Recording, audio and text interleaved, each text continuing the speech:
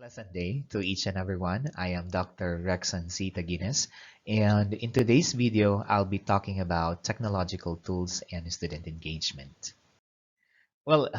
Student engagement plays a very important role in an effective teaching learning process, and I believe everybody would agree to that. And it is our duty and obligation as classroom teachers to really ensure that our students are engaged in every teaching learning process that we provide our students. Student engagement can be seen from three important perspectives. It can be seen from the perspective of emotional student engagement. It can also be seen from the perspective of behavioral student engagement. And the last one is what we call the cognitive student engagement. So how do we know that our students are engaged in general? So from the emotional perspective, we know that our students are engaged if they exhibit high level of enthusiasm, or like say for example they are happy and they exhibit a feeling that they really belong in our classroom and they are happy to be part of that particular class. So those are some of the manifestations of emotional student engagement, when there is what we call a positive interaction between and among your students. And that is not only limited to that, but it is also about a good student and teacher relationship. So that is it. When they greet you with a smile every morning, and then when they are happy to see you and they are very excited to see you every time that you have your class with them. So those are basically signs that they are emotionally engaged with you and the subject matter that you are actually teaching them. So aside from that, positive student engagement can also be seen by the behavior that is actually being exhibited by your students, such as like say for example they bring everything that they need for class. They are always prepared to do important tasks. They follow the rules. They behave properly inside the classroom. So these are basically some ways for us to know that our students are actually engaged. So aside from that, like sometimes they exert a lot of effort. When students exert a lot of effort in achieving or in completing a particular task, and sometimes they exceed our expectations, well, we have to be very happy about that. So that is actually an indication that they are engaged in your class and in the subject matter that you are actually teaching them. So aside from that, okay, they must also be exhibiting some sort of cognitive engagement. If they basically ask you some relevant question, they are very enthusiastic to dig deeper more than what you are presenting to them. So we have to be very happy about that. So when students ask you some questions, okay, or questions that are relevant to the topic, so that is basically a positive sign that this particular student is actually engaged. So in other words, student engagement is actually a broad terminology, and we need to look into the different dimensions of student engagement, like the emotional, the behavioral, and the cognitive dimension, in order for us to be able to check and to be able to assess if our students are basically engaged or not. So what is now the importance? Why do we need to engage our students? Well, research supports or provides us with a lot of studies showing or saying the correlation or the positive correlation between student engagement and good academic performance. And there's no question about that. Every teacher would really agree to the concept that if our students are engaged, if our students are paying attention, if our students are actually happy about attending your class, then definitely we can bring them and we can help them achieve the goals or the objective of any teaching learning process. So living with the new normal, there are many factors that limits the ability of the teacher to make use of different engagement activities. And with this kind of modalities, okay, or this with this kind of mode of teaching that we are actually having or experiencing globally, the use of the different technological tools cannot be avoided to establish student engagement. So what do we mean by these technological tools?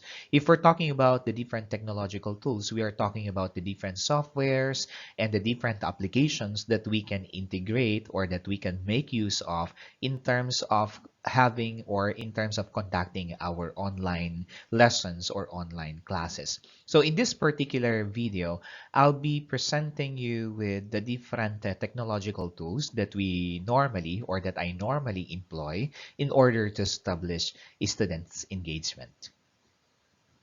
So the first technological tool that I will be talking about is the Blackboard Collaborate. So in my present teaching experience or in my post at this point in time, this is basically the basic learning platform that we normally use for our virtual classroom. And it has a lot of features. So I'll be talking about the different features that will basically establish student engagement.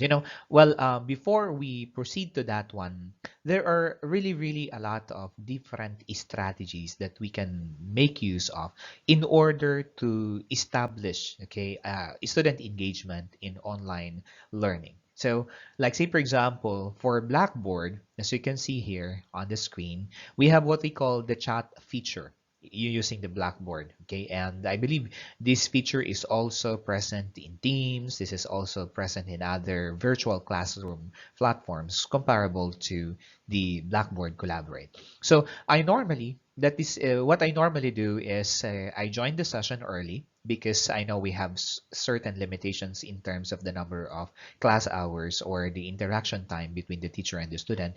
And I really intend to really join the online session early so that I can interact with one student. That is one way to develop rapport with one another or with them, and it is also an opportunity for me to get to know my students personally. So I normally open the chat, okay, and I greet them. And automatically, my students will also be greeting me, okay, and they will be sending some messages in the chat, okay. And I also normally make use of the chat to check on a student's understanding. Like say, for example, after presenting a particular concept or after explaining a certain important point in the lesson, I usually involve my students. Like say for example, do you agree with that? So students will be able to participate with the chat. So it is also very important for you to encourage your students, and it is important for you to really communicate your expectations coming from them. Okay, so since you do not actually see them, well, here in my position or in my post right now, we cannot require, okay, or asking your students to open their camera is actually something that we cannot impose. So it depends on the student if they want to open their camera or not. So I have no way of knowing whether they are really listening to me or not. That's the reason why I keep on reminding them, okay, so in order for me to know that you are there and if you are listening to me, kindly send me a thumbs up, or like say for example a smiling emoji or emoticon in the chat box, and then definitely they will be sending that, okay, and then you will be urging them to show their participation in the chat box, okay. So that is one of the feature of Blackboard Collaborate. So aside from this particular activity, to ensure that everybody is paying attention, I also make use of the polling, okay, feature of Blackboard. So what do you mean by the polling feature of the Blackboard? So sometimes I send and I create a survey to all of them, and the students must be able to express their agreement or disagreement about something or about a particular question. So you'll be able to monitor how many of your students are sending their responses. So from that particular feature of Blackboard, you'll be able to really monitor if your students are really listening to you or no or not, or if they just log in and they are inactive. So those are some of the most important features of Blackboard. So other than that, Blackboard is also equipped with the so-called discussion feature. So what do you mean by this discussion feature? So the discussion feature of Blackboard enables students to interact with one another in what particular manner. Like say, for example, you can just type an essential question in there and then you need to require them, okay, you have to react to the responses of your students or to this particular question, you'll be able to monitor who among your students reacted to it. So that is one way, like it's actually forcing them or communicating the importance of the participation in that particular regard. So aside from that, Blackboard is also equipped with the ability wherein you can actually create a breakout group wherein you can move from one group to another group. So there it can actually provide an opportunity for students to really interact with one another. So this is another way of establishing student engagement. Of course, other than that, we have Blackboard also has the whiteboard, and so while you are having the presentation, students can actually write or can annotate from the PowerPoint presentation that you are actually presenting them. So this is now, or the different features of Blackboard Collaborate that we can actually make use in order to establish student engagement. Now, student engagement from this particular point of view has something to do with ensuring students' participation. So it basically provides students to basically express some sort of activity, and it is basically important because it is one way for the teacher to know that the student is actually listening or not. So definitely, if you do not receive any reaction coming from the student from the chat or from the poll, or like say for example from the discussion, okay, from the essential question that you posted, then you know that they are not actually listening. So this will basically ensure students' participation in the teaching learning process, especially in the online class, okay, that we are normally having at this point in time. So aside from the different features of the Blackboard Collaborate, another important technological tool that I usually employ in my class is the use of Mentimeter. So what do we mean by Mentimeter? So Mentimeter, just like Blackboard, is another technological tool that can be used by the teacher to engage students. So this tool helps solve the problem of calling on the same student, providing opportunity to every student to express their ideas or to ensure everybody's participation. Yeah, sometimes when for online class, if you will only say for example give them a direct question, only limited people will be muting themselves and will be participating, or a few students will only be sending you their responses via the chat. But the use of Mentimeter basically ensures that everybody will be given the chance to participate. So the teacher can start the day with a class poll to gauge the mood of the students with the use of Mentimeter, or it can also be used to provide a warm-up activity, like say for example when you ask them some important questions. So as you can see from this particular this particular slide, you can see there, this is now what we call the bubble cloud. So all the responses of the students will be seen and will be reflected in the bubble cloud. So that will basically add to their student engagement. So how do we make use of this? So we can actually provide, or this is actually a free online application. You can actually create your account in there as a teacher, and then when you intend to make use of them, so you only need to provide your students with the QR code, and then of course the code for them to be able to enter menti.com, and then you ask your questions there. And I believe everybody or all our students, they are regarded as millennials. They want to, they want to explore the use of QR code. They want to make use of their phones, their gadgets to interact with the teacher. So I believe this is also a very effective technological tool that we can actually apply or we can include in online classes. So just to add more to Mentimeter and Blackboard that I actually made mention earlier, so another important technological tool that I normally employ in my online class, is the use of what you call the quizzes, okay, and the quizzes.com. Well, to my surprise, I am teaching university level students, and gamification, as we all know, is basically very applicable in whatever level of education. It can work, or it works best for young learners, but definitely it can also work best, okay, comparable to the result of how young learners perceive the use of these particular technological tools. And the use of quizzes actually enhances the students' participation and engagement. They are basically happy about this. And in fact, some of my students told me, "Doctor, can we have more of this one?" So, what are now the features of quizzes? Well, for quizzes, you can make use of the feature wherein you can actually create your quiz for some sort of formative assessment. So this can also be a tool that can be used for some sort of summative assessment at the same time. So, for the perspective or from the formative assessment aspect, before you start your lesson, like say for example, so since I am a science teacher, I normally employ quizzes to determine the level of understanding of my students based on or considering the topic that I'm going to teach them. So basically, you know that the importance of formative assessment is that they provide us important decision as to what particular part of the lesson that we need to stress and we need to focus more. So that the effort of teaching or the actual teaching will be very fruitful. Okay, so we refrain from repeating information that has already been mastered by the student. So that is one of the most important feature of quizzes. So you can actually generate the result and you'll be able to see what particular question or what particular principle your students already have mastered, and you can also identify the misconception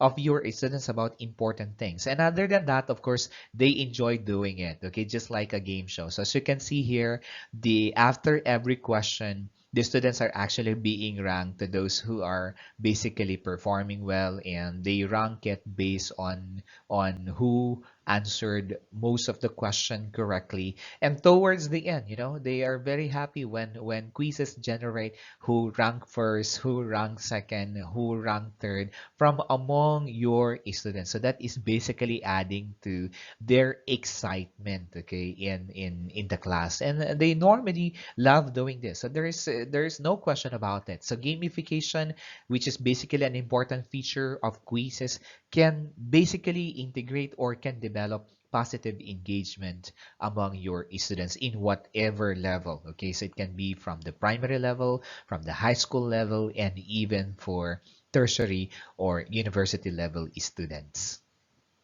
So aside from quizzes, we also have what we call Kahoot, okay? And Kahoot is also a game-based learning platform that can actually be used to administer quizzes, discussion, and surveys. And this particular platform also offers a great way to engage students, reducing the monotony and boredom. Okay, if our students can be grouped and can collaborate with one another, competing with the other group. And this develops group dynamics and other important social skills. So teachers can benefit also from this by being able to identify the areas that already have learned by the students and areas about a particular topic that needs more clarification and focus. So this is now the feature of Kahoot. So the teachers have the option to just download available quizzes online, or they can also create their own quiz. And I'm telling you, this is basically very important and very promising in establishing student engagement. Students really, really enjoy the use of Kahoot in every lesson that you're going to have. And definitely when you use them, students will be asking for more of these kind of activities. Well, looking back or looking at the different technological tools that I have presented in the previous slide, we can actually say that these technological tools have a very great potential to engage students, and the potential for that is basically very high. And I know educators from around the world, from around the globe, I know you can identify more of these technological tools, more than I have identified and more than I have included in this PowerPoint presentation.